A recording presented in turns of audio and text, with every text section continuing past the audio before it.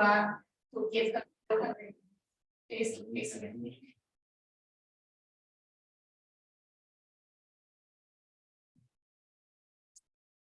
Excellency, Mr. Anutin Chanvirakul, Deputy Prime Minister and Minister of Public Health, Thailand, distinguished ladies and gentlemen. Welcome to the permanent mission of Thailand to the United Nations Office. It is my pleasure to be part of this side event of the 76th World Health Assembly as co-organizers, together with Thailand's National Commission on International Trade and Health Studies, International Health Policy Program, the World Trade Organization, the Southeast Asia Regional Office of the World Health Organization, and the permanent mission of Thailand to the World Trade Organization. Geneva is known to the world as one of the locations for several UN agencies and other international organizations. Geneva is therefore a place for constructive exchanges and initiatives in different policy areas which are critical for mankind, such as human rights, global health, humanitarian works, disarmament, trade and development, just to name a few. In this sense, Geneva is regarded as the city of solutions. Today, these events will bring our attention to another exchange on how health and trade are interlinked, and another initiative for health and trade to play their parts in policy coherence, in coordination of practices, and in complementing benefits to mankind. We have a great honor that Excellency, the Deputy Prime Minister and Minister of Public Health of Thailand is present here with us. And I am very delighted to request Excellency to grace this gathering and bless us with his opening remarks. Excellency, you have the floor.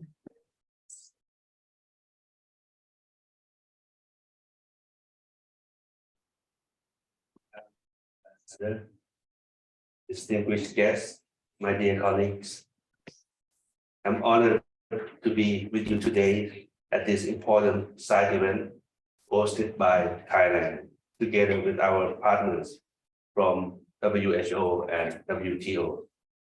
May I thank the ambassador for kindly arrange this venue for our gathering. Trade-related health issues become a pressing global health agenda that needs political commitments and multi-sectoral efforts to maximize its synergies. The COVID pandemic has shown a close link between the two spheres. It is evidence that during the pandemic, both trade and health sectors were severely disrupted. Our efforts to strike the balance between health and trade policy objectives have been challenging. I am certain that our panelists will touch on this matter in the next few minutes. The efforts to achieve trade and policy coherence in Thailand have started since the 90s, when the Thai government was negotiating bilateral trade agreements with some powerful economies. The health sector actively engaged in trade agenda development and international trade negotiation processes. This is to constructively voice our concerns and propose constructive solutions, particularly on matters related to intellectual properties and access to medicines. Our work over 20 years lead to increased understanding and awareness of the impact of international trade and health across all sectors. Today, we have a group of researchers who generate evidence on how trade and health policies can be coherent for the greatest benefit of the people. The evidence is a good basis for trade and health sectors support each other and provides useful information for policy making decision process and for public understanding. Thanks to the Ministry of Commerce who facilitates multi-stakeholder participation in the trade negotiation process in Thailand. I also would like to thank IT and our partners who jointly contribute to this side event. Thailand, in this regard, will work with other countries to advance global health agenda in support of international trade to achieve health for all. I wish you a successful evening and thanks for participating. Thank you.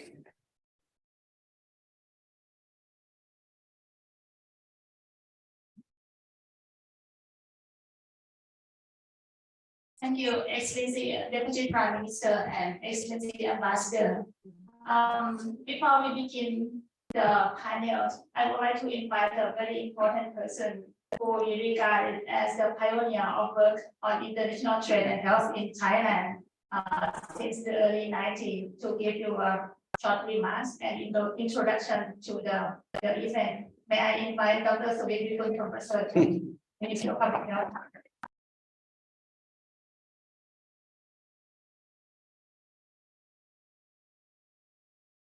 The two excellencies, friends and colleagues. 20 years ago, we health sector regard trade sector as enemy, first enemy. We don't understand why you go out to do trade and bring bad things to health sector, including strong intellectual property, and also cigarette, and also alcohol, many things that is bad in health.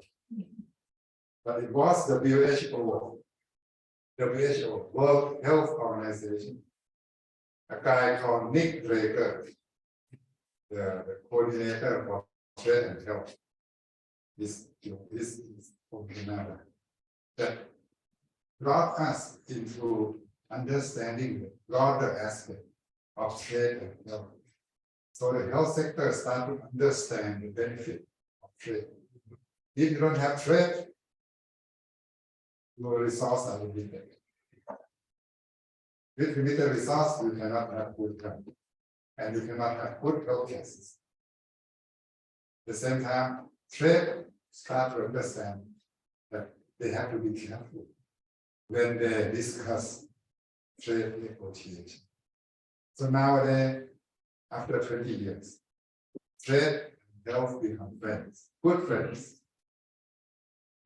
We invite trade people into our meeting.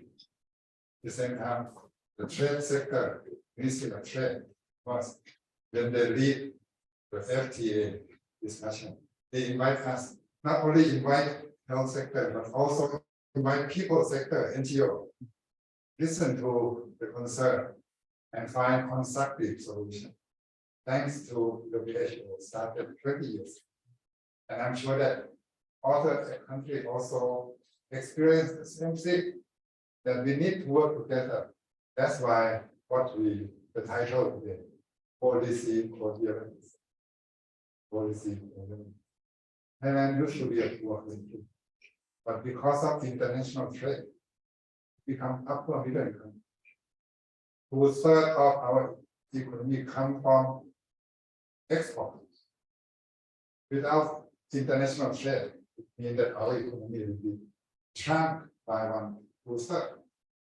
Will become low income country. And how can we have universal health coverage? It's impossible. So thank for the WHO, the WTO, and also our colleagues from Third World Network, South Center.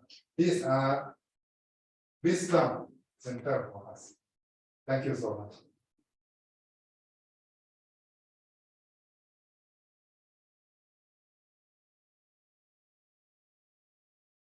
Thank you, Dr. Sudhir. So before we have the final discussion, I would like to invite everyone to have a break, take the drinks, and right back to Thai food. Thai food. We are serving you with Thai food. So please enjoy that for the moment, and then we come back to the tables and have discussion with the panelists. Thank you. ต้องลงว่าไปเดินไม่ได้ไปนอนจริงๆแล้วเขาจะมีที่เดิน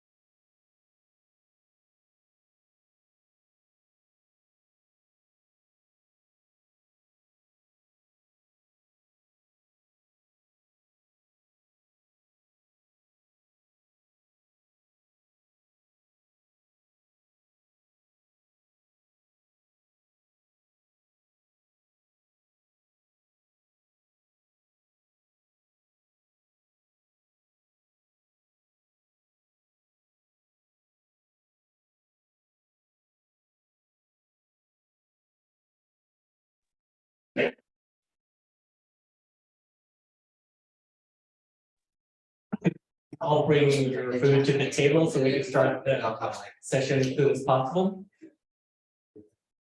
I'll give you a few seconds to do that.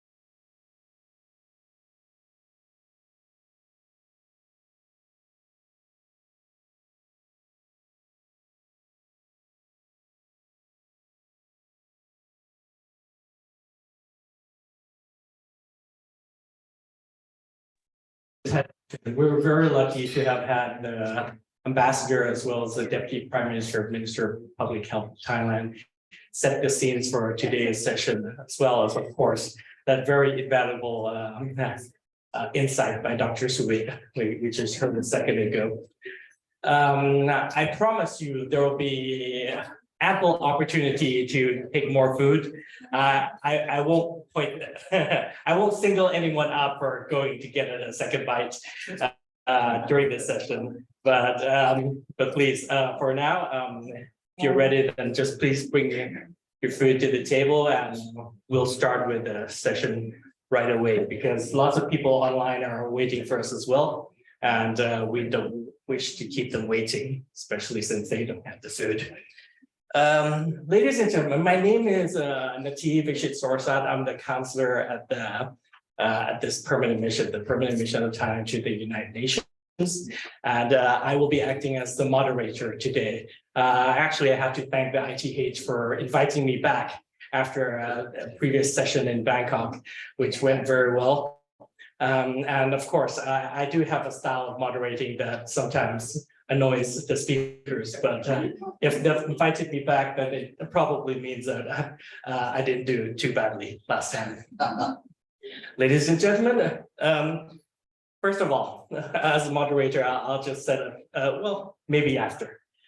Before I do set the scenes for today, firstly, could I first invite Dr. Sampan Siapana, Chair of the National Commission on International Trade and Health Studies, Thailand.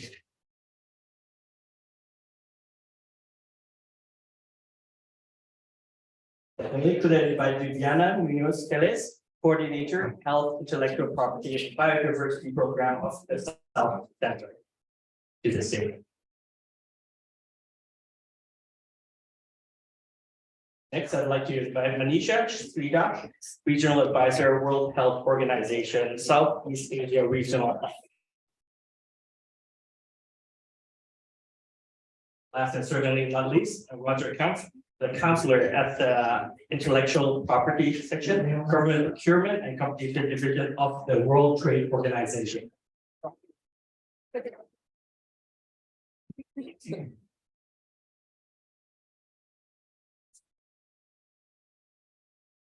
Thank you so much for taking the time to be with us today.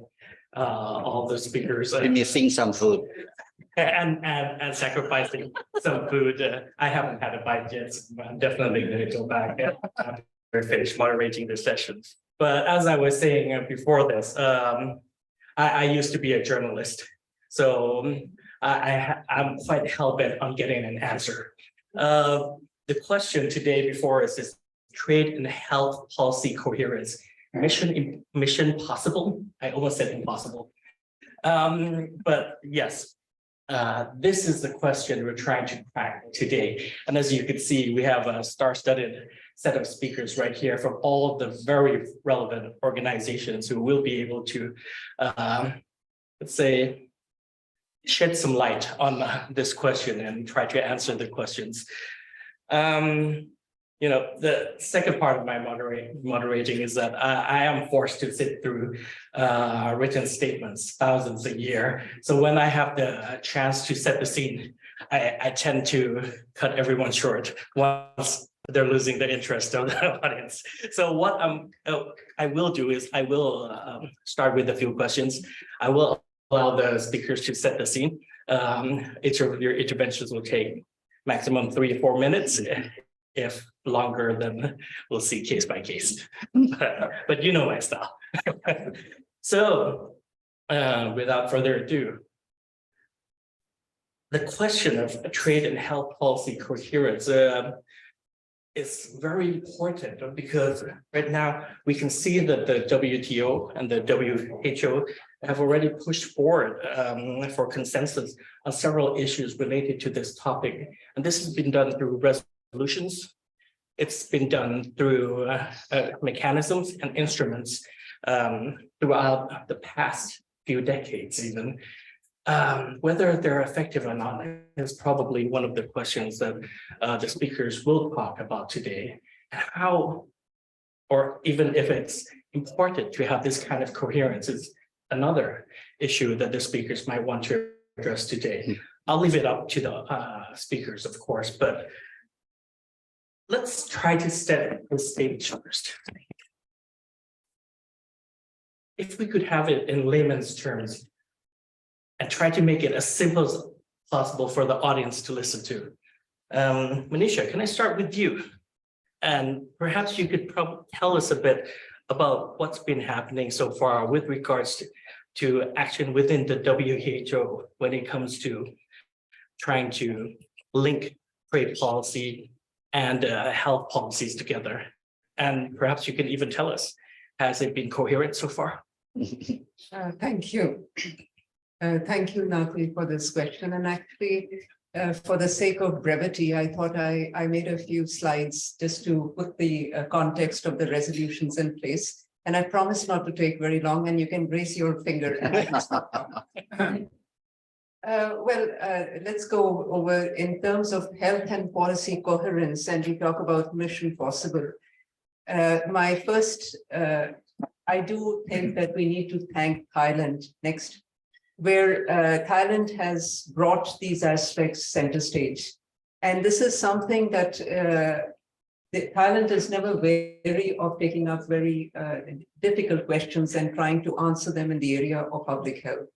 And for this, I do compliment Dr. Suvitz's leadership, and in fact, he's too big for me to compliment him, but I do recognize Dr. Suvitz's leadership, and also that of the Trade and Health International Policy Program over the years. And I remember that's from 2011. There has been a consistent discussion year on these topics, and this is very important for us to bear in mind. And once again, when we look at mission possible and we look how to proceed further, the present event that we are doing today, the side event, is very timely, and it's a good juncture at the point of soon after COVID-19, where do we want to go forward? So a big hand to Thailand government, the ambassador for hosting us here, and also to Chaim and the entire team to put this all together. And I request that let's give them a big hand today.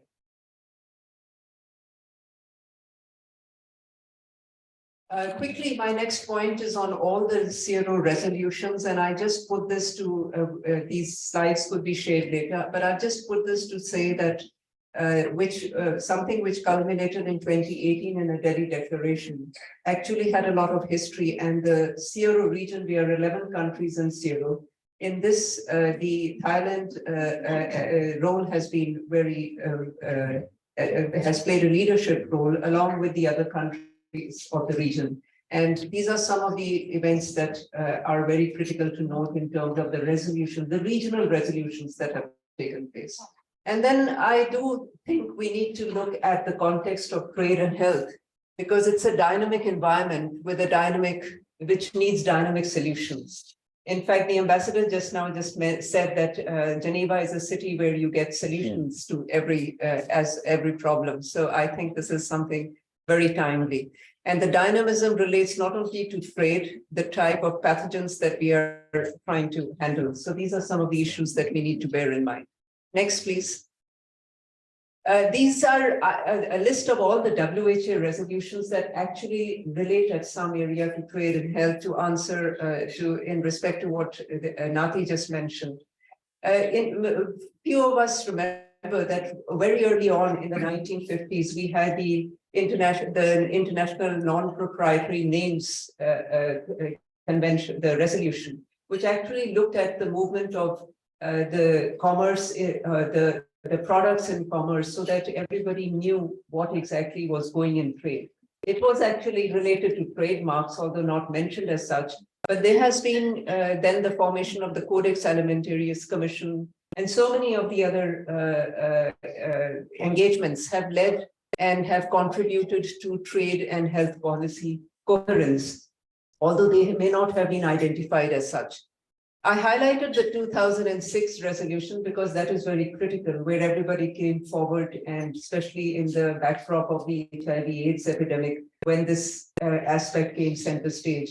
And we have to thank the NGO community for taking a big struggle against the pharmaceutical industry in the backdrop of what we all know happened in South Africa. So this is a set of resolutions. And just the last one is the Global Strategy and Plan of Action, which has now been extended to the 2030 agenda. Next, please. So these are, I just put this slide to say that there are a number of UN health related and health focused resolution as well. So when we are sitting in the WHO, we need to keep in mind that there are other UN agencies, and most importantly, the whole of the UN has committed itself to health in very clear health resolutions. We can go into these in detail. But I just wanted to also flag there were two separate resolutions on COVID, apart from, of course, the one on the Sustainable Development Goals, which is very critical in 2015. Next, please. So these we know are the goals. Next one. And we can, the next slide, please. And in this, when we look at the 13 targets under the goal of health, the SDG 3, I just want to flag the last band there. We are familiar with the three bands. The first one was the existing Millennium Development Goals agenda. Then we had the new ones, which were the NCDs, the non-communicable diseases and others. And then we had the means of implementation in green. So the green was the green sign to go as a traffic signal. But if you look at the last band, it talks about SDGs 17 and coordination and implementation with partners. And that's where we are today, to partner in order to proceed further on the trade and health agenda. Next, please. So I just brought these three events together. We had the Commission on Intellectual Property Rights and Public Health, which was very critical. And that report in 2006 led to the Global Strategy and Plan of Action on Intellectual Property, which has been a very critical resolution in the area of trade and health. And then we had this consultative expert working group also, which has contributed to this. Next. This is just to highlight what happened in COVID-19. What COVID-19 taught us is that there can be no trade without good health. And this is why the Thai event today is so critical, because we should not forget that. And it is likely when COVID is over, one tends to lose some of the learnings. And we need to bear in mind this is extremely critical, and greater policy coherence will only benefit us all. I just as an information, I flagged that we had the ACT Accelerator and COVAX, which we are all familiar with. But more important, even when we got the vaccines, there were legal issues with respect to the indemnification issues when the different vaccines were to be rolled out in the countries. And they were very critical. And ministries of health had little information on how to deal with some of those legal requirements. And then we had logistic issues, which are again very critical. You know, you had the big boxes of vaccines coming, and they had to be translated into the vial that the nurse is going to give in a PHC. So how to make that connect? And this had connection also in terms of barcoding and other aspects, because you had to relate each vaccine dose back to the person, to the particular company where it had come from. Just to flag that these are some of the issues that are relevant in trade. And these are some of the things that we need to look at in terms of policy coherence. And next one, please. These are the legal provisions, and I just thought we should bear in mind that under Article 19 of WHO, we look at a treaty, and that is where our discussions on the pandemic treaty are today. And we have these, the international health regulations, which is under Article 21. So if we are moving forward, then where do we select, or where do we decide to move ahead is a discussion that must emerge from all of us together as we move ahead on this agenda. And then we have the resolutions, which is the last Article 22. Next one, please. I just put this to flag that, while we are talking about a pandemic treaty, this is what happened in the FCTC. And if you look, we started early on in '96, and it took a very long time to actually get the treaty in force in 2005. So if we are going ahead with a treaty process, then we need to make sure that we crunch the timeline somehow, and we have an agenda. And COVID has taught us that we can crunch timelines for anything, even for production of a vaccine, which was something like a 10-year agenda. So we need to keep that in mind. And if we want to move forward, this has to be addressed. Next. So this is my last slide, and I was trying to answer a few of Nathi's questions. I mentioned about the international health regulations. And if you look at the original international health regulations, they do mention that it should not be restrictive of trade. But there are certain amendments that they are now proposing, which look at a positive movement in terms of access to medicines and medical products. So this is something that is on the agenda. The pandemic treaty is still under making, and this is something that is under discussion and where all of our contribution here will be very critical. But to answer, Nathi, my final statement is that when we are looking over here, you asked where we are on these resolutions. So I think we have done a lot of work has been done. There are certainly certain achievements we have had, and there are many things in the resolutions that we decided to do, but we haven't done.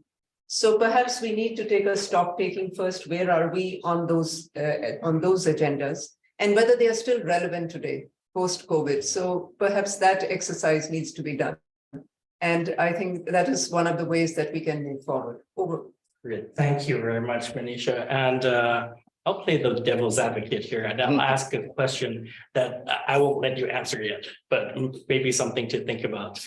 And probably a question on half of our audience's mind right now is, it looks all good on paper, doesn't it? Since the 1950s, we've had resolutions that are linked between trade and health policy coherence even then. And yet, once the pandemic struck, we were left with gaping holes within the system, lots of inequity and lots of problems in trying to respond to the pandemic. Thus, what exactly do we have to do to ensure that the IHR amendments or even the pandemic treaty is not more of the same, especially when related to trade policies? I think that's something that we would like to bear in mind. How do we resolve the inadequacies of previous resolutions and instruments, and see the best way to move forward so that we're better prepared for the pandemic? Of course, that's my initial comment. I'm sure the audience has a few more, but before I go on to let you answer afterwards, I'd like to move on to the next question. We all heard Dr. Sumit's very strong comments on how trade health is one of the enemies of trade policy. And of course, today we have Roger here, who is from the WTO. And so I'll just ask you this simple question, Roger. For the WTO, does health matter?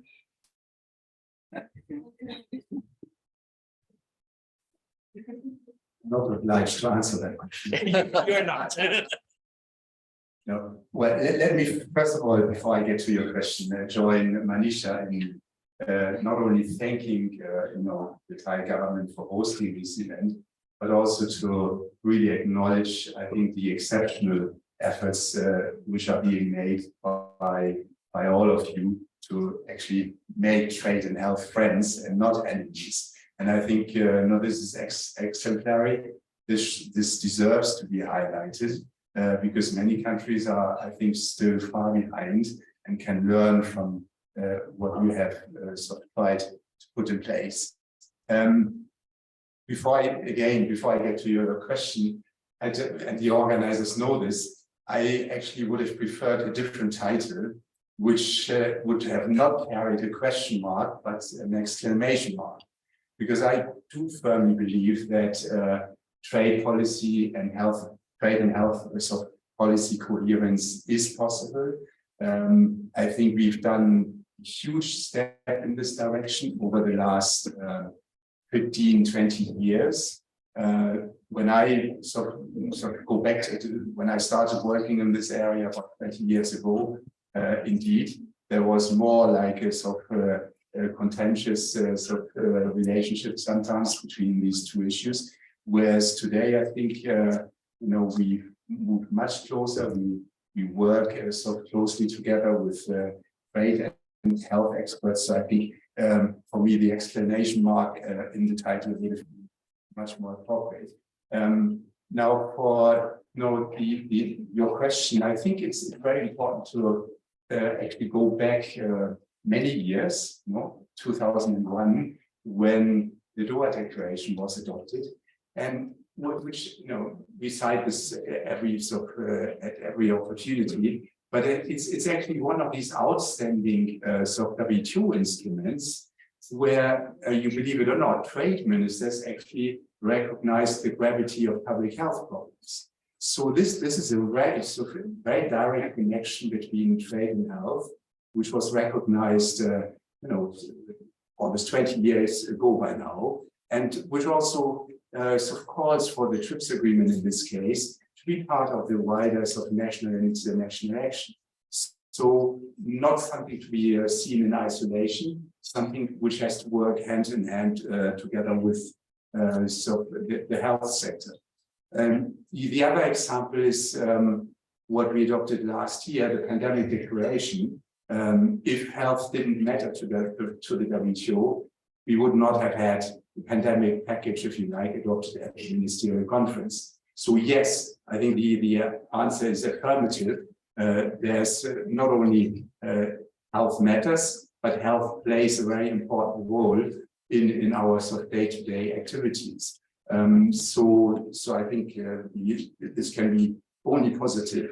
And if I may, Nati, can I just highlight a few points which I had sort of noted down? One is, and this goes back to what has been said already a couple of times here, bear in mind that during the COVID-19 pandemic, trade in medical goods was on the rise compared to all the other trade.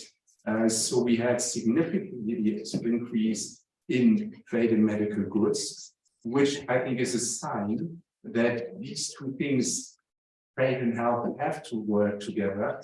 Otherwise, you do not get medicines to the people when trade is not working properly. So this is one observation. The other is, I think, a couple of takeaway lessons from the pandemic. And one is, now I think this will come up later, but I would caution against immediately calling for a paradigm shift, because that for me implies what we have is not good enough. We need to change and start from scratch. I personally believe that we have actually a very solid basis to work from. Before, and this goes a bit in your direction, Manisha, before we throw everything overboard, let's assess what we have and how it works and if there are any shortcomings. I've got 4 sort of lessons to take away, 3 more. One is, of course, we recognize the authority of governments to decide where to place pandemic preparedness solutions. That lies with governments. But what I think is important is that to note that policy coherence obviously would benefit from substantive issues being addressed in a complementary fashion in the place where they have their natural home. And that's something I think we should always bear in mind when we discuss this. And then so the last 2 points together, I think among the lessons learned, so you can look at what we've done at the sort of level of international organizations. And I think this practice probably merits to be sort of mirrored at and applied at national level. And this is, before calling for new instruments, requires, I think, an assessment of the instruments we have and how those are actually applied at national level. Because you can have the nicest solutions here in Geneva, when those do not find their way into national government action, they're not worth the paper they are written. And this is where, in my final sentence, where coherence requires action by governments. And again, this is, I think, so effectively illustrated by what the Thai government has been doing and is doing. Thank you. Well, thank you, Roger. So in part, you did answer my question that the WTO does care. But one of the things I'd like to leave with you during our discussions here is perhaps later on, you can provide us with sentiments of actually what the general atmosphere of negotiations within the WTO are when it comes to health policy related matters, what the sense is and how sincere the negotiations are in trying to bring about solutions and preparedness for future pandemics. We know, of course, and we've debated this before, that lots of sectors say that the results of the 12th Ministerial Conference last year weren't as satisfactory or adequate enough in preparing us for the pandemics. It might have been just a post-haste result, but of course, that's up for a debate.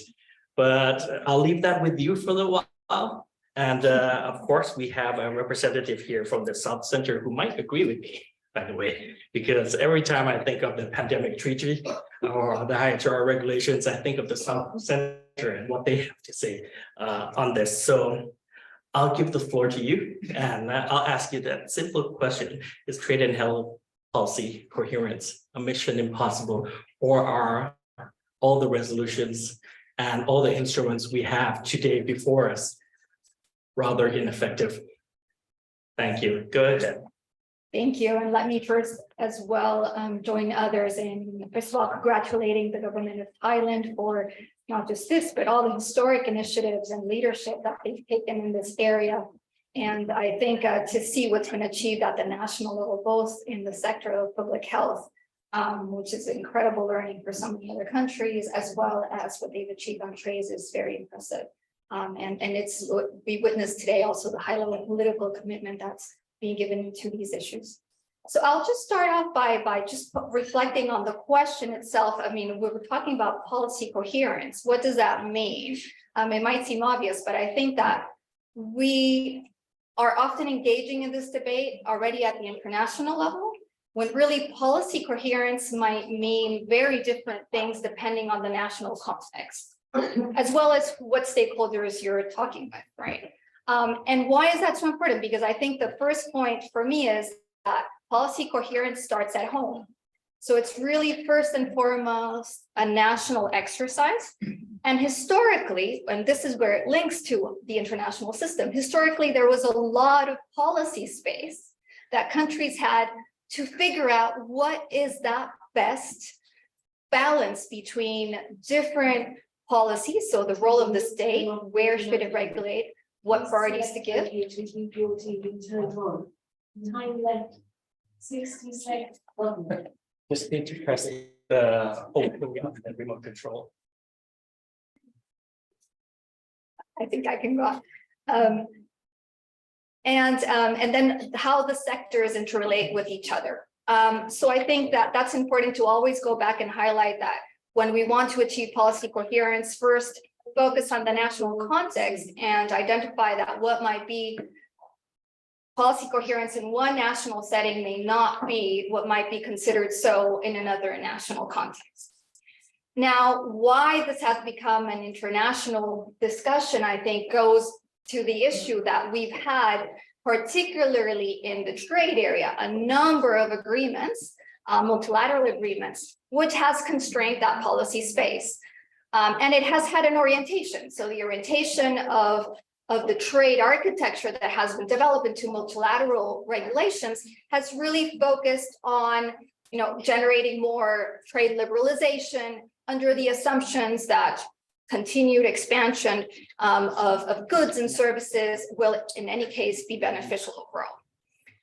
Now, where are we now on that big trade question? Well, we see enormous changes also in the countries that were leading that discussion and that dynamic, from the Washington consensus to what is now being questioned, what is replacing that consensus, because now we see that the original players are not under that trade liberalization framework. Speak closer to the microphone because people can't hear you. I speak already very Anyway, it seems like a lot of background, but all I want to really focus on this point is to say we are at a crunch where we're basically questioning the basic trade assumptions we had prior, and we have the examples of leading developed countries telling us, wait, we are now, our policy coherence, for example, says that trade should also be protectionist. And so this is not just, in areas that are critical for citizen interest, but they're actually talking about industrial policy again. And hey, developing countries, when we were back in the, even as early enough in the 90s talking about industrial policy, we're saying, no, if you have liberalization and then trade opening and lower your tariffs and access to your services, including your health sector, then this will overall bring you great. So I think what now is changing is that those examples that we had before are now questioning even this concept. And I just want to bring that into this discussion because in these debates that we're having here in the Geneva context, that is not echoing enough, I think. And it really should echo because these are where the two huge changes are happening. Secondly, I think a big change we need to consider is, the power of the South, the development in the South, and that strong element of South-South cooperation, which I think should be the basis also to develop our own policy coherence, now not so much linked to these historical policies where we see are being questioned overall. So it's an opportunity, I think. I wouldn't go as far as suggesting that, for example, we need to say, oh, well, what we have, we need to do away with what we have. But I think it's an opening to really have a more honest debate, all as a multilateral institutions and those players about what is really happening and why can we not just be more open and say, hey, policy coherence, we have new opening for new ways of approaching this. And then just second point, whether, the general question, mission possible, I think then if we're back in the national context, as I was saying, there's where we want to find the policy coherence first before going to this question of how can resolutions help us? How can potential norm setting help us? In the national context, the reality is we have constraints that are imposed by those multilateral rules and that architecture that we have built. So we have to understand that if we identify nationally that constraint, then we need to address it multilaterally. But let's try to distinguish between the problems we can work at home and press to get the international community to understand why we need to follow that path, why we need those policy options, and why that is consistent with most of the international rules, and explain the reality is that even when we are consistent with international rules, we are being pressed either bilaterally or through, for example, free trade agreements with additional constraints in the policy space, and you're fighting back because this is part of what it means to have a multilateral system that should function in a way that benefits everyone. And just finally to say the health sector is very special. We're not talking here about general commodities that can be traded on any basis, and governments need to invest in public health in order to as well support trade, which I think is an important learning as was just mentioned. So seeing health as an investment, we also have to treat the health sector in a different way. And I think that's something that in the WTO context, we still have to push further to develop that understanding that trade is saving lives and It's not the same as, trading in any other goods. Thank you very much for that. I think that speaks right to the question of whether current economic models and the global economic architecture right now is helping or hindering developing countries as a whole. There are lots of suggestions now that past development models are probably not facilitating anything and not helping us to narrow the gaps. And this was very obvious during the pandemic, where the existing gaps were even increased, and we are even at the moment going further away from achieving the SDG goals than ever before. And that is partly because of the current economic model. I'm not speaking this for myself, other people have said this. But I see that the speakers are ready to go for a second time. And before we do this, let me ask Dr. Sampan, please, that Thailand has established a multilateral mechanism on international trade and health, such as the commission that you're chairing and responsible for hosting this, the Commission on International Trade and Health Studies. Could you please share what worked well in Thailand and what merits to be shared with the rest of the world in this regard, please? All right, thank you, Kun Nati. First of all, I have prepared about 2 pages. Probably will take about 3 to 4 minutes to complete it. This picture is, you can see the atmosphere of the meeting with our commission in Thailand. The first one is the regular meeting. The second one, we went to retreat outside of Bangkok to make sure what moving forward strategy. Next one. First of all, I want to, a lot of people know about NCID, but don't know what is the full name of it. It took me about 2 weeks to understand the whole name whenever I got invited to be the chair of the commission. Okay. By the way, before start, let's start with a few facts. Number one, I have been with the commission for 3 years. We had a meeting on site for, I think, a couple of months. COVID came. And every meeting since then, we have it online, And number two, I'm not a medical doctor. I'm engineering, very typical engineering. I have been working myself for more than 40 years in the electronic business. And I got invited to be chair of the whole medical doctors and the representative from all ministry. And the most important one is professor from academy and NGO inside our meeting. Every meeting, I have to balance and optimize the way that someone want to speak. A lot of people raise their hand and want to speak 2 times and 3 times, want to emphasize their point. Okay, this is what happening for the past 3 years. I got 2 pages. One with, let's go with the principle. This is what I interview to the people. I think of myself. Next one, please. Okay, what we have done well and not. Go ahead. Next one. Principle. I came up with the 6 principles in our commission and in the meeting. The first one is well balancing. Trade is very important. But health is much more important than trade. This is our principle in the meeting. Okay. And we can't optimize 50-50. We just look to the situation and try to optimize what could be well for the short term and long term. Interdependency. This is very critical to our principle because we have to know the people in Thailand. We are a developing country and a lot of parties, a lot of stakeholders are to dependency. So that have to be included in our principle of the commission. Local and global require different strategy. When we talk about local and when we talk about international, so we have to emphasize to the team member that this require different looking, different strategy, different mindset. Risk and opportunity. We conclude in the last meeting with the retreat. Actually, it happened last month before we came here. We spend most of the time, 80-90% in the meeting, talking on something that already happened. Very reactive, very try to, pass the plaster on the wounded that we have been facing. So we told to the team that in the next year, we will focus more on the proactive part and looking for opportunity.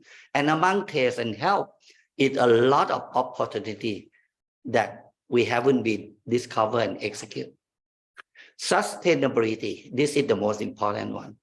We see a lot of cases, a lot of issues that we talked in the past 2 years. It come and go. It went very well at the start and it stopped. We run for a while, everything back to normal. So we are emphasizing any outcome from the meeting. We need to look to whether are they generate a high impact, are they sustainable in the long term.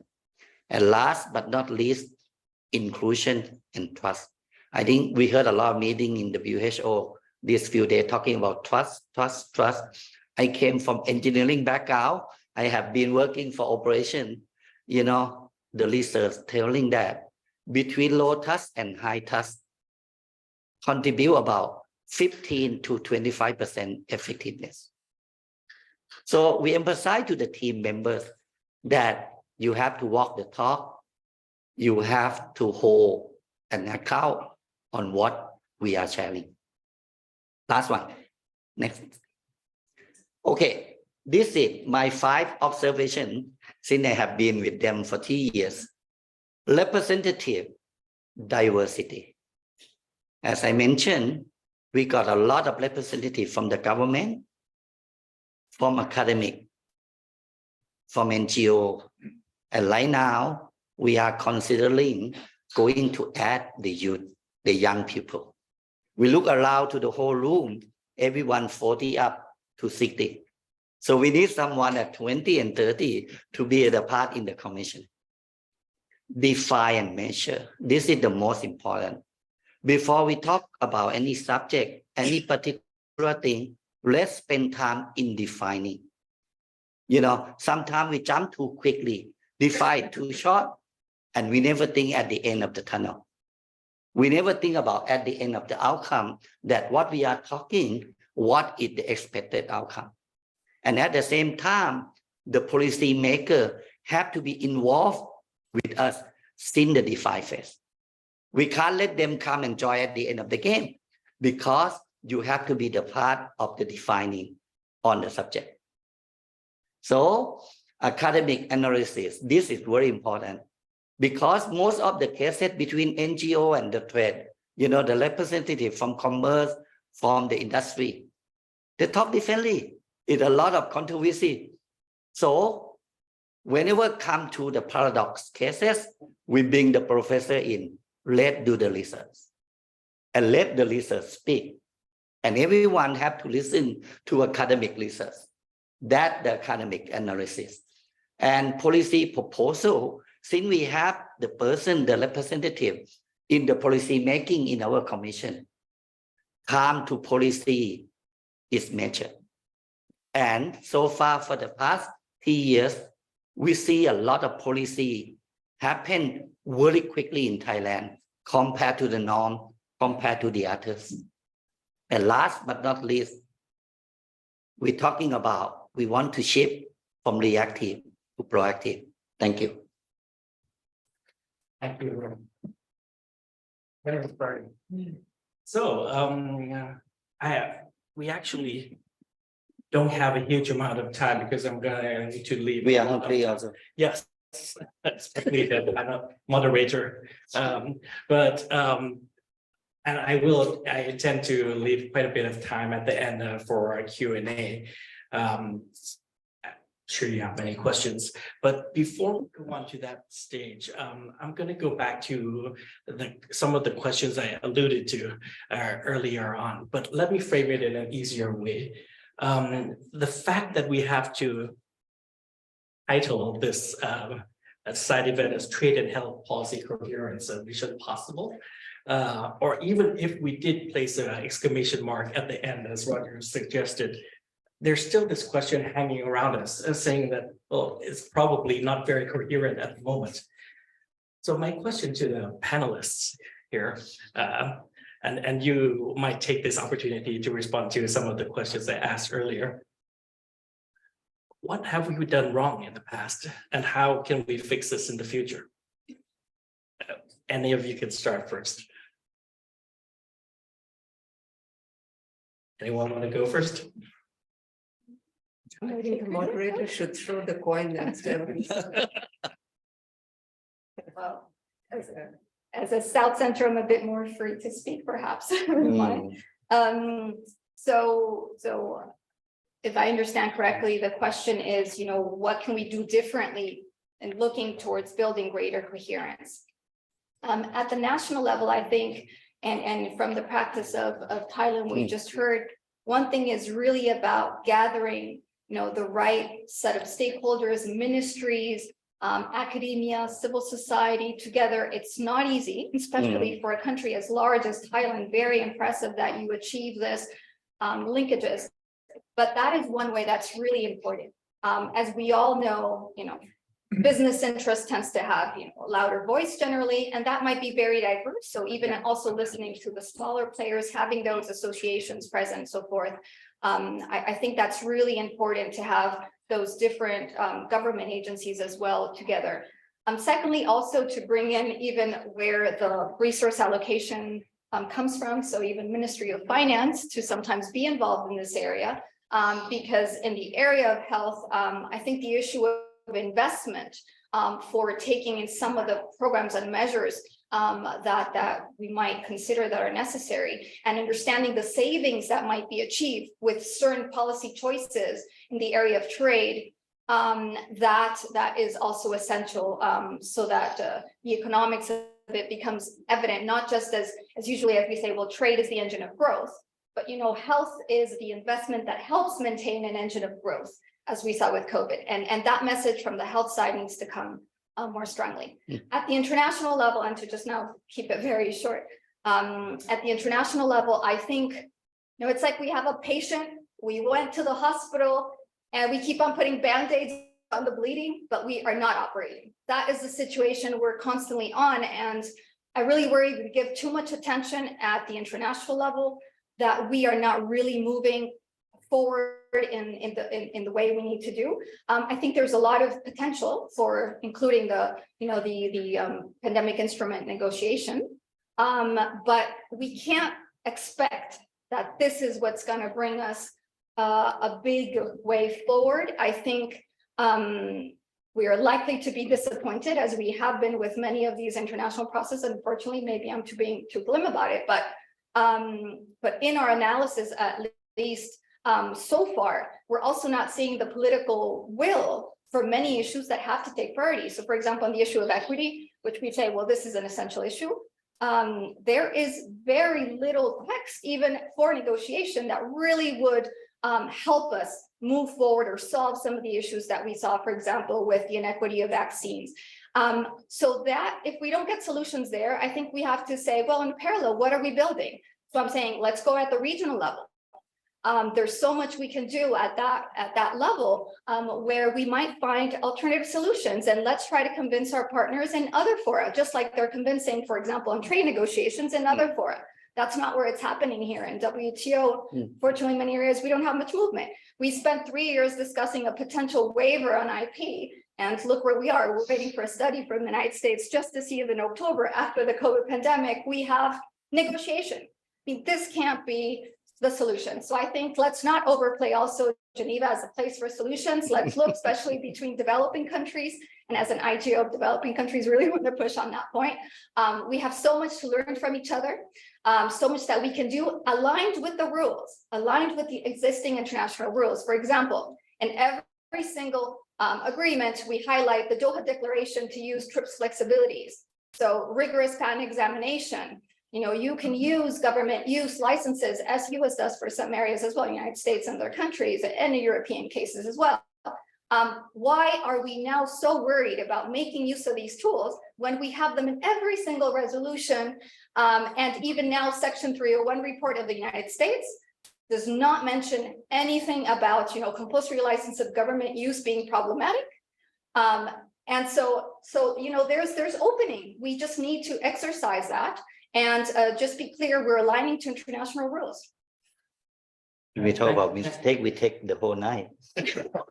Thank you, Viviana.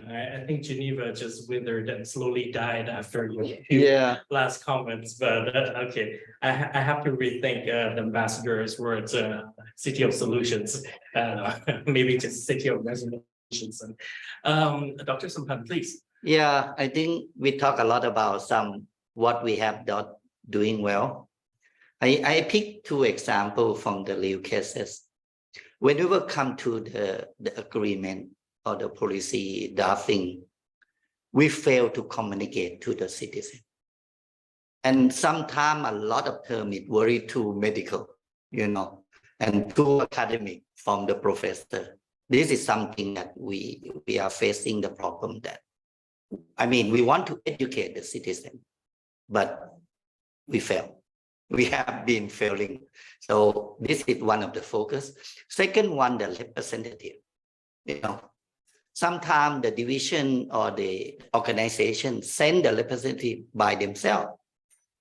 And the person is not on the top 15. We want the top 15 who are very growth mindset, proactive, and understand the principle. Sometimes you send someone with it didn't contribute well in the meeting. I have been working very hard with JM that sometimes we want to change the representative. We want to talk to the organization that can we change for the next years because the person did not contribute and not behave to the principle. So those are the 2 things that I want to share. Thank you, Dr. Sampan. Would Roger or? Yes, Roger. Yes, okay, Manish. Okay, Roger. Yes, would you like to react? Thank you, Manisha. Well, I would like to take one step backwards and maybe start from a more positive note in the sense that I do believe at least we have sort of an agreement of an identification of what are the challenges we have faced in the pandemic. So that's a solid basis to work on.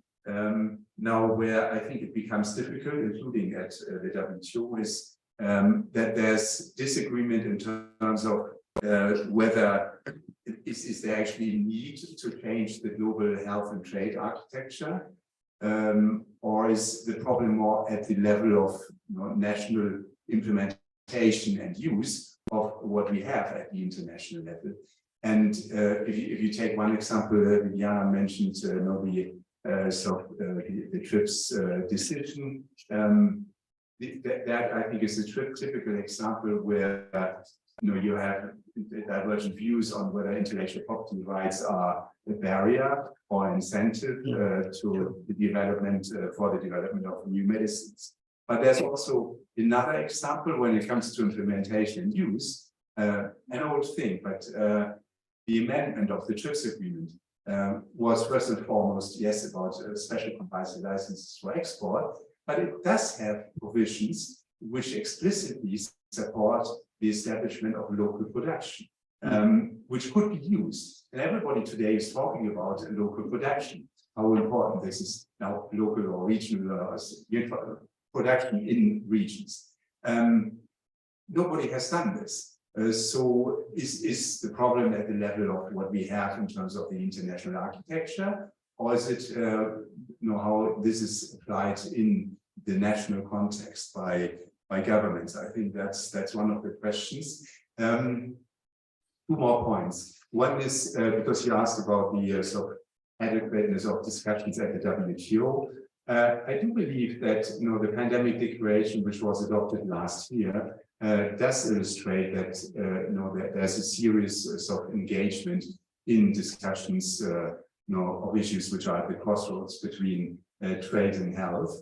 So it's there. You actually have a very interesting follow-up at the level of trade and goods, where the Committee on Market Access has had sort of experience sharing sessions, has come up with a summary which could be almost read as best practices. So these are good steps in the sort of direction of preparing for future pandemics.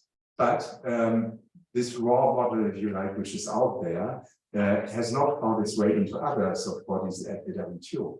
And so we are missing what was mandated by the pandemic declaration to be transposed into sort of discussions in certain areas. And one final point, very often, yes, as you know, you're saying actually Geneva, the city of resolutions, not only resolutions, any instruments or agreements. The question or the concern I would have is, in many places, these instruments are not drafted in a way which is clear enough to guide governments in order to make effective use of those instruments at domestic level.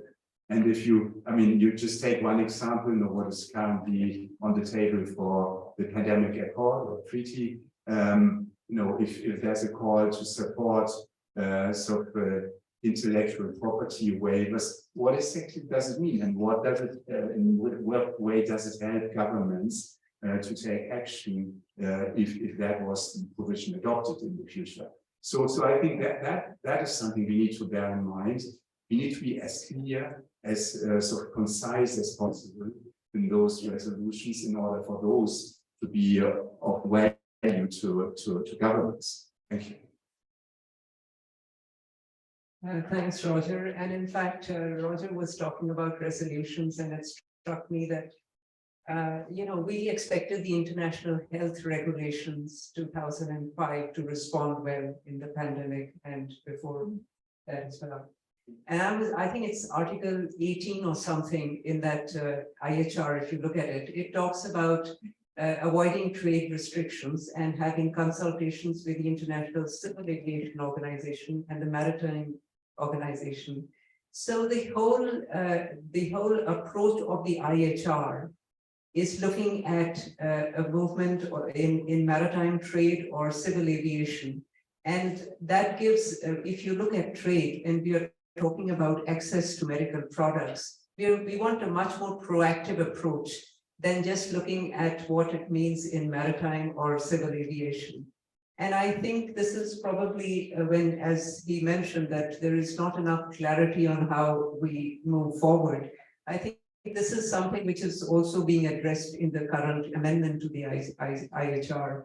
And these are some of the issues that will help, rather than looking at it as a reactive mode, a more proactive approach when we are looking at international health regulations. So I think that is very important for us to see and how that develops when we move forward. But having said that, I think we have done well over the years. You know, when we started across with the global strategy and plan of action, and at that time, the countries are much more aware of what needs to be done, and they are aware of the issues as well. And I think Thailand is a leading example in that, because they're able to knit together so many different stakeholders and bring them on a table and discuss the issues. This is an example which could really help us across many different countries. But I do think that sometimes, you know, we're not all countries are equal. And I remember that once I was having a meeting in Bhutan, and we were having one of these discussions on the consultative expert working group and talking about the research, which was an offset of the global strategy and plan of action on innovation in public health. And the person who was in my meeting, he says, you know, all this is okay, but I'm the only one person in the office. You expect me to look at everything, right from the research into the patent system, what it does for health, and also to manage my minister's speeches. He says, I can't do everything. So I think we, in an international, while we take this discussion forward, we need to recognize that what is it that we can provide, which country, certain countries like Thailand can do the things. There are others which should benefit from what the others are doing and just being able to adopt it. But to do that, the approach has to be slightly different. They don't need to do the whole thing from A to Z and create those stakeholders and the system. But what is it out of, they should know what to pick up from these engagements. So if after a lot of discussion, certain countries or internationally, we come up with some solutions, what is best for the country? And I think when we engage with countries where I think we can do better is that we should be able to provide a different set of solutions based on what the countries can do. Sure. And also help them to move forward on that agenda, depending on their own capacity, rather than expecting everybody to do everything. That becomes very difficult and challenging. So I think these are my few suggestions. Over. Thank you, Manisha. And you can see quite a few themes emerging from this discussion, ranging from is multilateralism dying, and whether it is really the solution, to the elements inside multilateralism, such as the various resolutions, and whether they're easy enough or clear enough for further implementation at the national levels. And of course, I'd like to take a note here that the resolutions that are adopted or the international instruments that are being used today are often very heavily negotiated by member states. So one of the questions that probably we should put forward to this panel is, to put in layman's terms, as I like to do, is whether it is actually the member states' fault rather than that of international organizations or the multilateral system in general. But I am aware of the time, and I see a number of people in the audience who actually could be speakers themselves here on the stage. So I'd like to open the opportunity for anyone within the audience to perhaps ask questions to the panelists, and please do ask, because otherwise I will. Yes, please. We have a microphone right in the middle there. I'm not sure if you have to press the button or anything like that. If you could let us know who you are and what your question is, that would be great. Thank you. Now, is that right? Yep, working. Thank you very much for hosting. First of all, I must say thank you to Thailand for hosting this and tackling a subject like trade. My name is Patty Randall, and I am representing the International Baby Food Action Network, which is a 40-year-old global network.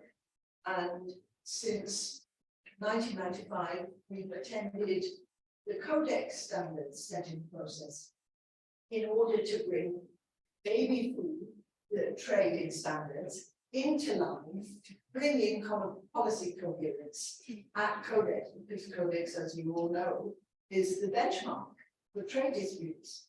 And it's been hugely problematic. But we've hung on in there and brought it as much and as close as we can. And I've just literally come back from we had a big success after 11 years with some baby milk that we managed to bring in line with code and resolutions.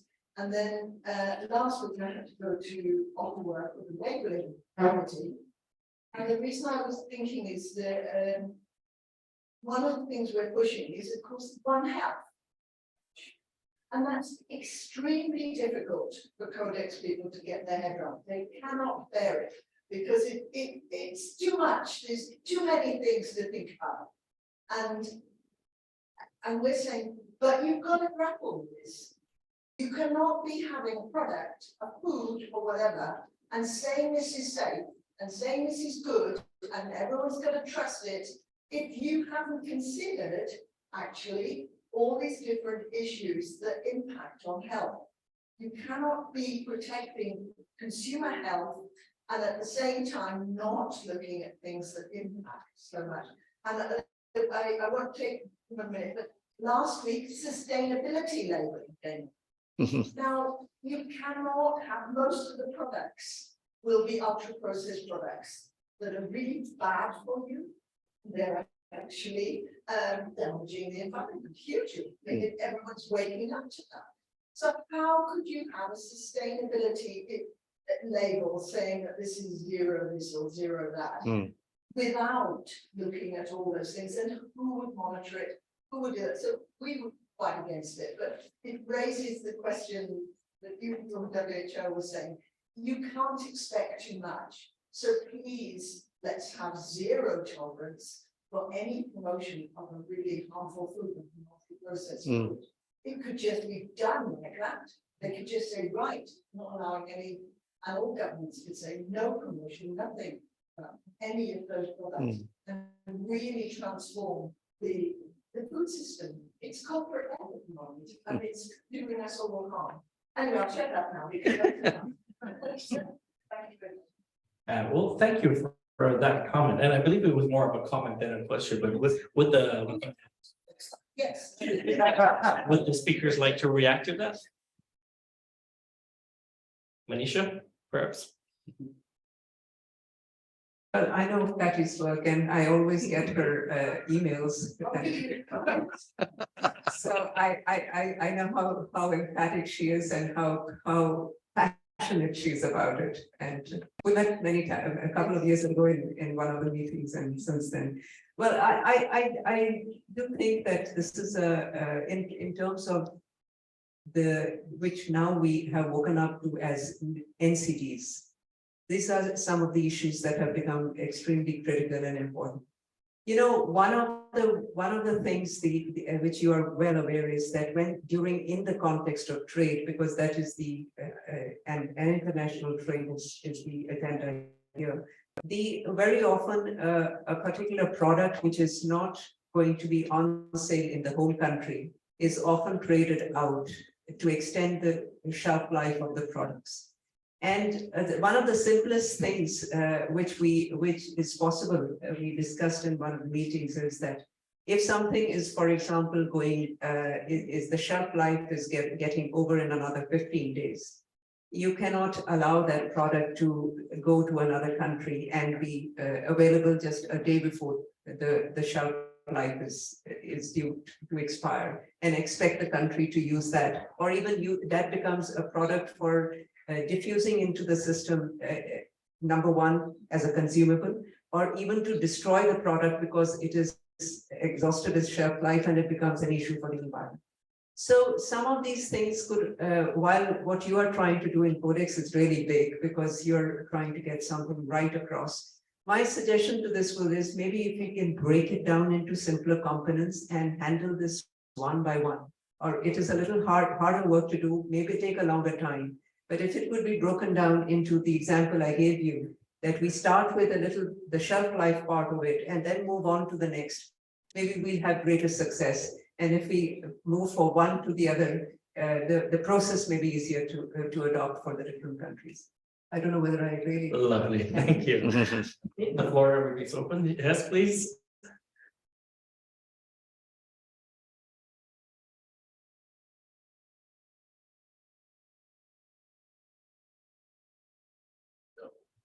So just, I don't have a question or a comment, so I don't know what to label it, but I've been listening carefully. And also, this is a continuation of a dialogue we had in January and for many years. And I think there is something we all can do to continue this dialogue. I think this is happening, maybe not often enough. And Divya, you need to introduce yourself. Okay. I'm Didier Petrasco, and I'm with WHO here in Geneva in the emergencies program. But formally, I was in Thailand in a country office for too long, 7 years, and worked together with Cam and Dr. Manisha and Dr. Sweet. And I just feel that more can be done to bring this to another level, to continue this dialogue. We had a great conference on Belt and Road Initiative a few years ago that explored very, complicated, complex, and conferences like that, first of all, need to be enlarged to bring other big global actors and repeat it on a regular basis. We cannot put this on the shoulders of Thailand. It's wonderful that Thailand is taking this on. It's wonderful that Thailand is doing the beyond its borders, taking this burden. But I think we need a few other governments in a few other regions, and to really have a consistent dialogue of exhibitions, exactly what Thailand is doing at the local level in Thailand. It's not happening, at least I'm not aware. It's not happening at the global level. It's not happening at the regional level. And I don't know, Manisha, how many colleagues you have in the other 5 regional offices? Not so many. It's sitting a little bit with the drugs people, a little bit with the food people, a little bit with something else. But I think if we all believe that this is a community and this is an issue, then it has to have some concrete processes and instruments like conferences or if this can be a tradition and other governments join in continuing this. And really back to that conference on trade and health and Belt and Road Initiative, bring our global actors and discuss exactly the same as we did. What is the impact on global health? And trade not only in goods, trade in health services. So I think it's tremendous work has been done, but I think we need to be doing more and faster and more consistently. And Chayam already had some solutions, and the conference that you organized in January, hopefully this will be a tradition and maybe others will join. But I think we do have a lot to start with, and the Thailand needs to sort of find some other friends in the global community to also share, because I don't believe it's only Thailand that has done a great job. Sure. But you don't know who to hold hands with. Where are they? They're not here in the room. So I think we can do this 2, 3, 4, 5, 7 things that I mentioned, and we'll be in an even better shape by the time of the next WHA. My hearing suggestions that Thailand should put forward a resolution at the next WHA perhaps. I believe Viviana would like to react to that. Yeah, just to follow up on this, I think one initiative that perhaps hasn't been mentioned yet, but really has been very important is at the UN General Assembly level, there's the annual resolution on foreign policy and trade. And I think that's really important because we're saying these are also systemic discussions that we should not only have in one multilateral fora. It's quite important that we have the discussion. I agree now on pandemic preparedness for WHO. And at WTO, in addition to having the discussions prior only focused on WHO, but the UNGA is also really important for that higher level linkage between many elements. And we've had, so one is that foreign policy and trade resolution, which Thailand has generally been also one of the leaders in this process. And there, I think this group of countries should come together. Recently, we've had a direct, for example, one country directly saying we are not associating ourselves with this resolution. This had not happened previously, at least for a couple of, I can't remember an example prior to that where the country had disassociated from the resolution on foreign policy and trade. So that just shows how difficult the issue can be. And if you read the resolution again, it was nothing generally, I think anyone in this room would say that there was any worry about. So I think that's one opening to also do this, as you mentioned, and then that can lead with concrete examples of follow-ups. The other venue is, as you know, the high-level meetings that take place in the UNGA. And so we'll have the one now, which will be important on pandemic preparedness and response, tuberculosis, universal health coverage. Why not think eventually that we can have one of these high-level meetings between this linkage of trade and health in particular as well. So just to say, we'd also follow in line and the South Center also help, in these any activities. Yeah, thank you. Can I just add one sentence to this? Because I think as you rightly mentioned, we have this forthcoming high-level meeting on pandemic prevention, preparedness and response in September. What actually struck me when I saw, I think it was a resolution adopted in February, the almost complete absence of any mention of trade-related elements. And, here we are talking about coherence and bringing different things together.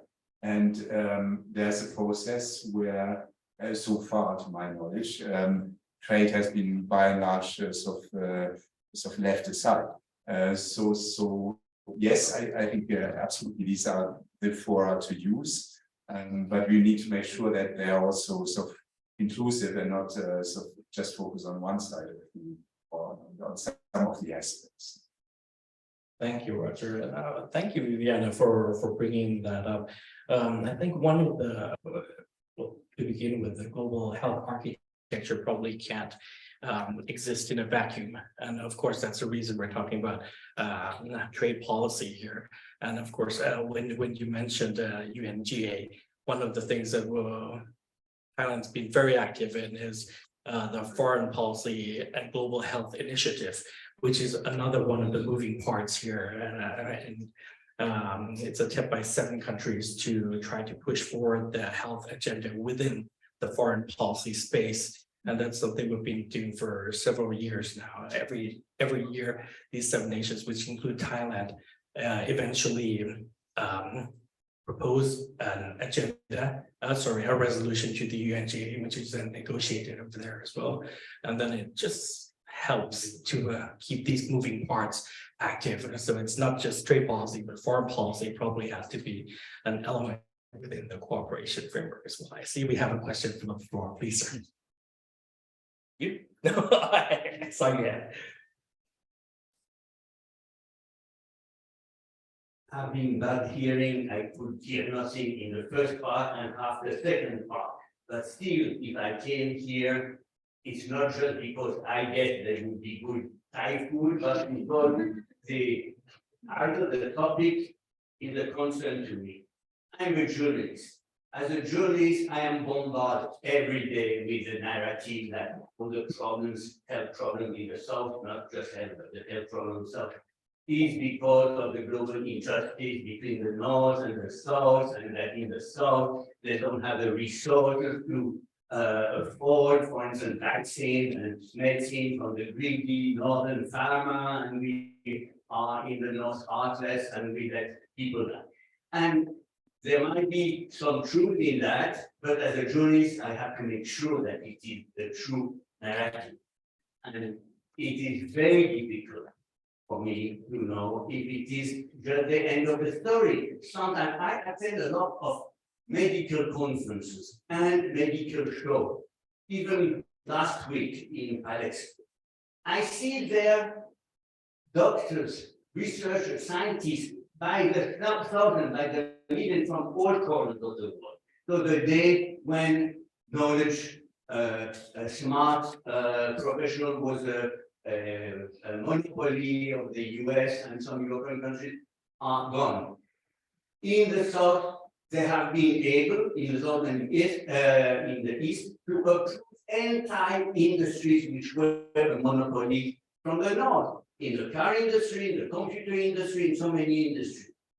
I cannot see why it is not possible that Thailand or any other Dutch country compete with the major pharma industry in the North.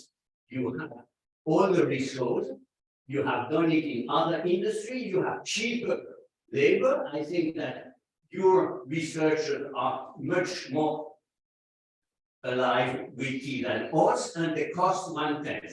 So you have all the let's say chances. So why doesn't it happen? And am I wrong and heartless to sometimes have second thought about the dominant narrative about the global North, making it impossible for the global South to have citizens not dying in mass? Thank you for that comment. I used to be a journalist too, so I understand exactly how you feel. Any reactions, Roger, please? Yeah. Thank you. Well, thank you very much, and I completely share your feeling, because I think this is exactly the discussion, the arguments we are exposed to every day. So what we hear from some delegations. Where I think first comment is, I don't think Thailand is actually a good example because if I may say so, Thailand is much more advanced in terms of capacity to manufacture pharmaceutical products. If you look at what happened during the pandemic, they've produced vaccines, they are into COVID-19 therapeutics production. So it's not like a country which is completely behind in terms of the development of the pharmaceutical sector. Now, what I think where we need to reflect is, there's a lot of initiatives now out there in terms of building up production capacities across the world in different regions. Not every country can have production capacities. We will never get there. It's not realistic. But we can certainly diversify production capacities, and these attempts are underway these days to make this happen. But then I think the risk is we make all these efforts, and who tells us that these efforts are actually changing the world?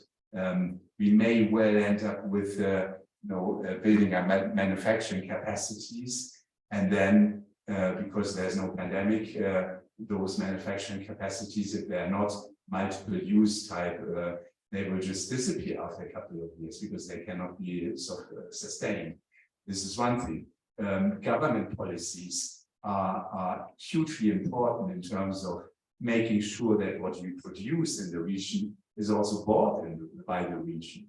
And you have a striking example for me in South Africa, where Aspen got a license to produce vaccines for the African continent, not a single buyer from the African continent. So they had to close down this manufacturing line. So these are the issues which I think bring you a bit closer to the reality. It's not just about the greedy sort of companies in the north or whatever you want to call it. I think that this is very multifaceted. And only if you bring all these policies in place, and this involves action by developing countries, will you change the situation as is. Thank you. Thank you very much, Roger. And as of the time, we've reached 7:30 p.m., which was the time this side event should end. So before I do end it, could I ask for a few comments, short comments from the speakers here? I think one of the questions all of us sitting here would like to answer, you can choose to respond to this or not, that's up to you. So what can we take away from this in our own individual capacities? What can we take away from this side event? And do our own role in trying to make policy, trade policy and health policy more coherent. All of those sitting in the audience are probably related or linked to this kind of work in one way or the other. So is there anything concrete, anything tangible that they can do or that we can do in order to make sure that there's a better future for us all, especially with regards to creating results from this kind of trade policy and health policy coherence?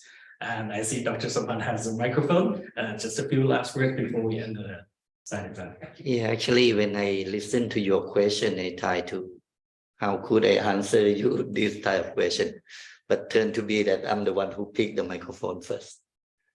I'm very, very new to the WHO meeting. This is my first time to be here.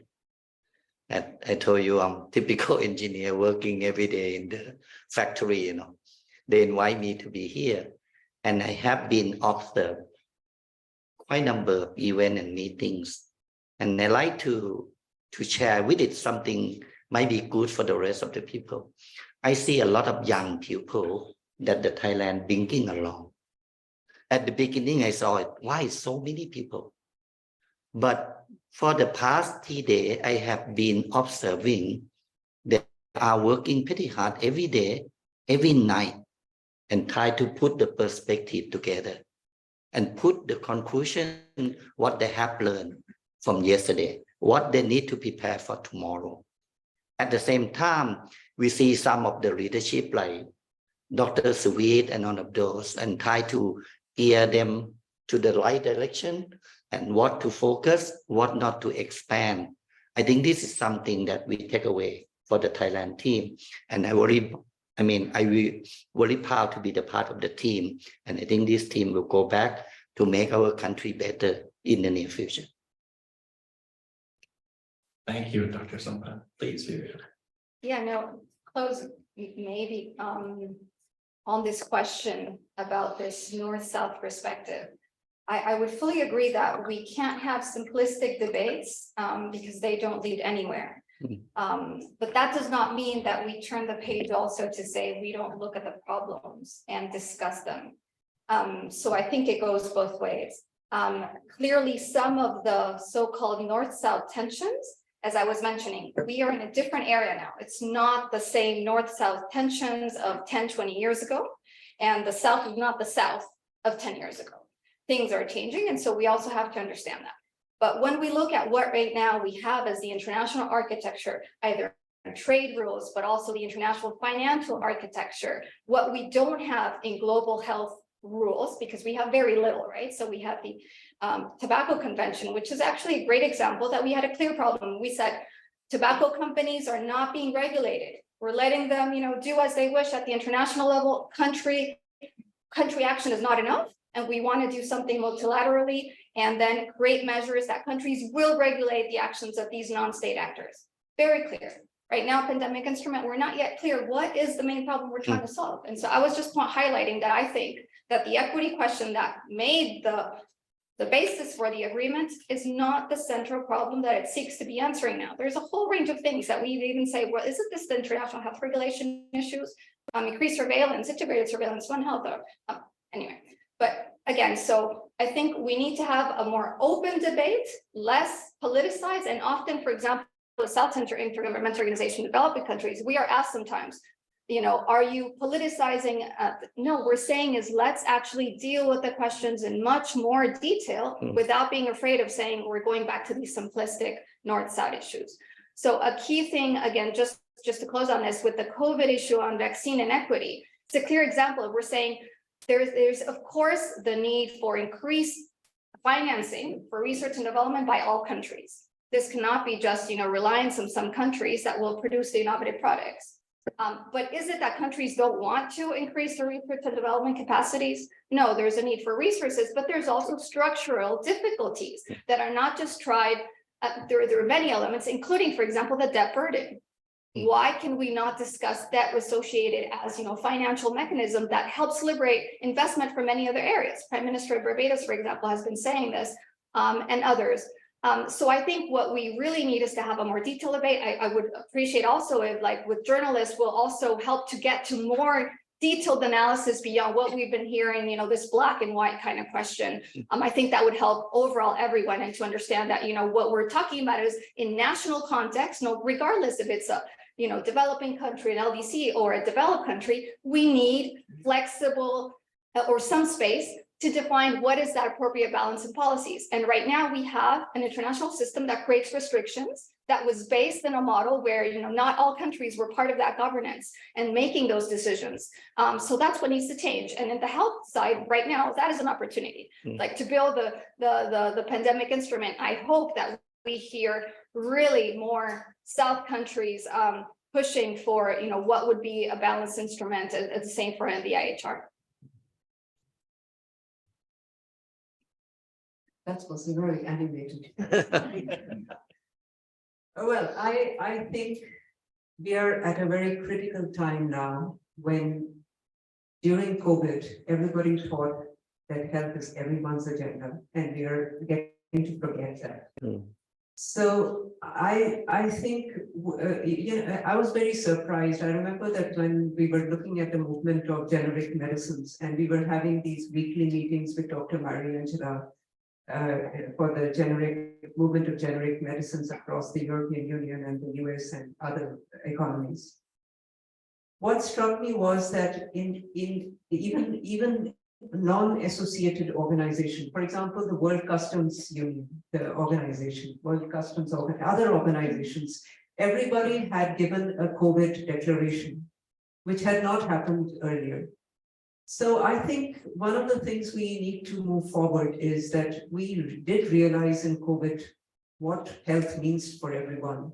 And we should not forget that lessons learned and need to collaborate and move forward on that, that agenda.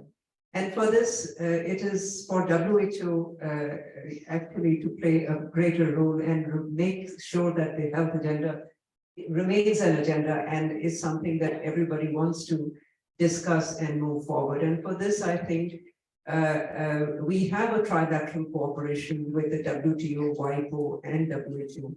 If it was also mentioned earlier by the ambassador, if in that forum or in ways that we think possible, we should be able to invite other agencies also to participate and have a clear a kind of a code or a movement for action in the next few months. To my understanding, it's a very good work is done in the trilateral cooperation, but it's mostly in terms of workshops for capacity building. And we can probably move beyond that and see how we can connect. And apart from that, I think we need to get everybody on the table. I think it was very useful when we have this is something that Mr. Zampa, how he's able to get the NGOs on the table as well as other groups. Can we do so with the you know, we need the consumers and the suppliers of all the medical products also on board and try to negotiate some movement forward in terms of health issues. So I think greater coordination and collaboration is something that we need to bring about, and this meeting is in a step in that direction. Over. So, very short. I think, I mean, these are all very sort of laudable objectives. Now the question is, how do we make them concrete? And Manisha rightly mentions trilateral cooperation. So we are working on a very regular basis together with the other two agencies. And yes, I mean, this could be also broadened in terms of involving other sort of key players in all of this. But this also needs to, again, point which was made many times, needs to find its way into the sort of national government level. And this is, I think, where we still have to work with countries so that this understanding about collaboration is just not sort of an empty sort of nutshell, but becomes something really concrete in day-to-day operations. And I think for that, you know, this idea which was floated, I think, for this conference as well, maybe to take this discussion today as the basis for some reflection. What could we bring as Thailand, or with not only Thailand, I mean, joined by friends, you know, like-minded countries, to the executive board as a proposal to develop this further. Thanks. Thank you very much, Roger. And that, of course, brings us to the end of this side event. Let me just try to talk about, I'm not going to try to summarize this, but at least highlight some of the important points that were discussed here. Firstly, I wrote this down as 0.0 because it's not even a point. Problems do exist, and we agree that there is some level of incoherence now that needs to be improved upon in the future. My first actual point is that tools and mechanisms do actually exist within the system. And this is present, as Manisha said, since the 1950s.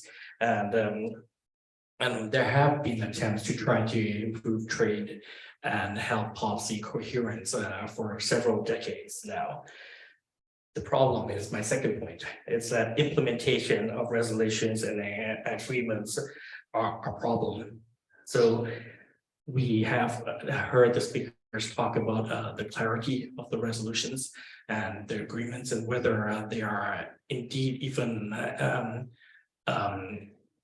resolutions which can be implemented at the national level. And of course, we also talked about the restrictions in the policy space, whether these trade agreements, for example, offer especially developing countries in the South any opportunity to have their own policy space or the ability to implement each of these policies. Thirdly, on a more optimistic note, there seems to be a sincere effort to make trade and health policy more coherent. And we see this reflected in whether it be the IHR, pandemic treaty, and of course, discussions within the WTO.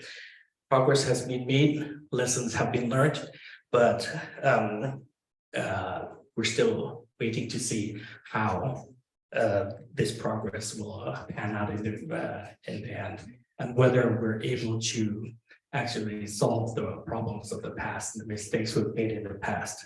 Finally, of course, a key highlight is cooperation and collaboration continues to be needed, continues to be a very strong element in making trade and health policy more coherent. Now, there is also a need to look at other mechanisms, as Vivian said, particularly at bilateral, trilateral, and regional levels, and whether issues at the national level are already coherent as well.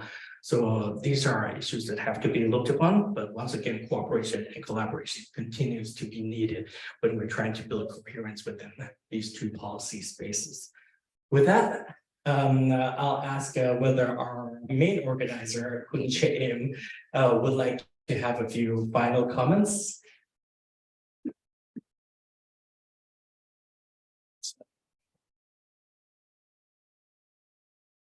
So, thank you, the moderator, for nicely summarized.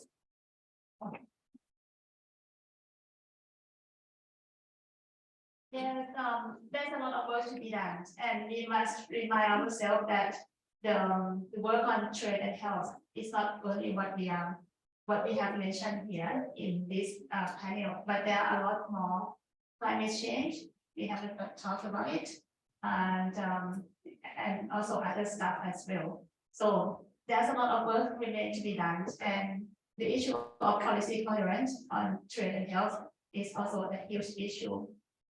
The panelists have mentioned collaboration, cooperation that is greater than what have been done now is very important.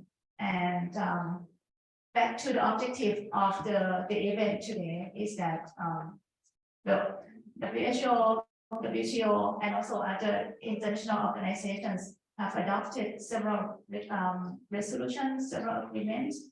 And we think that it might be the time to look at that and see what we should do in order to go back to look at what we have enhanced, what is existing, and what is missing. That's why we organized this side event today during the WHA, where there are a lot of people from the member states of the WHO coming together in Geneva, the city of resolutions. So we look forward to find the resolution for this. In Thailand, I would like to make a little bit of announcement. We have organized what we call International Trade and Health Conference since 2014 on an annual basis. So it has been 9 years that we have organized that conference. So I will make this announcement for the next conference for everyone to come to join. It would be held like a hybrid, and if you would like to come to Thailand to listen to what we discussed among the international speakers, then please come to do so. And so what is next? That is still not very clear. But we work with you who are here today, because I believe that people who are here today is really interested in this issue and want to make it better and move it forward. So we will form kind of maybe a group of the people who work in this area and then discuss further on what we should move forward in order to do something that is meaningful. And if possible, we would like to put forward something to the next WHA or the next meeting of the WHO in this area. Because if you see what Dr. Manisha has mentioned, the resolution on international trade and health that covered the overall picture was back to 2006. It has been quite several years. So thank you so much for your contribution today, to the panelists, the moderator, also the and both on site and online. And thank you so much. Everyone has had a long day, including me too.